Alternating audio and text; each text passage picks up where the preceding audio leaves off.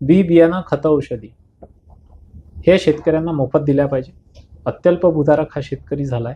बरोबर. ते बी बियाणं, खतं, औषधी त्याला जर तुम्ही मोफत दिले तर त्याचा काळा बाजार होणार नाही. आणि आज जे आपण कॅन्सर सारखे दुर्धर आजार वाढताना बघतोय आणि ऑर्गॅनिक शेतीचा आपण सल्ला देतो. बरोबर.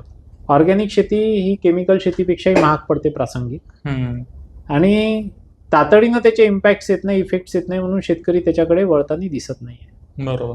पण तुम्ही शेतीला लागणाऱ्या सगळ्या शेतीनिविष्ठा खतं, बी बियाणे, औषधी जर मोफत दिल्या तर त्या एकाच दर्जाच्या शासकीय अखत्यारीत, शासकीय कंट्रोलमध्ये, शासनाच्या नियंत्रणात आपल्याला देता येतील. म्हणजे त्याच्यात कोणता काळा बाजार होणार नाही, गफला होणार नाही, घोटाळा होणार नाही.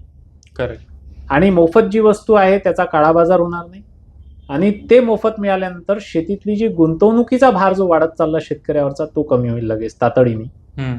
खतं, बी बियाणे, औषधी मोफत मिळणार आहे म्हणजे त्याला त्याच्यासाठी कर्ज मागायला फिरण्याची गरज राहणार नाही. बरोबर. म्हणून शेतीवरचं जे काही आपण आर्थिक नियोजन करतो किंवा अर्थसंकल्पीय तरतूद करतो त्याच्यात मला असं वाटते की बाकीच्या तरतुदी करण्यापेक्षा खतं, बी बियाणं, औषधी मोफत देण्याची आणि वीज मोफत देण्याची एक तरतूद करायला पाहिजे. शेतकऱ्याचा शेतीत लागणारी गुंतवणूक कमी होईल.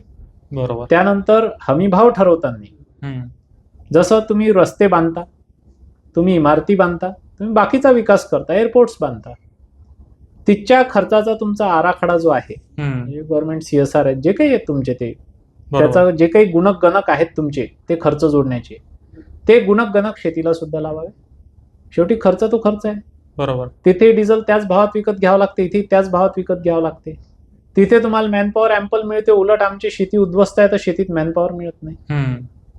शेतीत श्रम त्याच्यापेक्षा निश्चित जास्त आहे आणि तितके रिसोर्सेस जे तुमच्याकडे इम्प्लिमेंट्स, इक्विपमेंट्स आहेत ते कामं करायला ते शेतीत आमच्याकडे नाही आहे. तर म्हणून ते सगळे खर्चाचं स्वरूप ते विचारात घ्यावं हमीभाव ठरवताना. आणि जुगारी स्वरूप शेतीच्या मालाला येऊ नये की आज 500चा भाव आहे, उद्या 5000चा भाव आहे.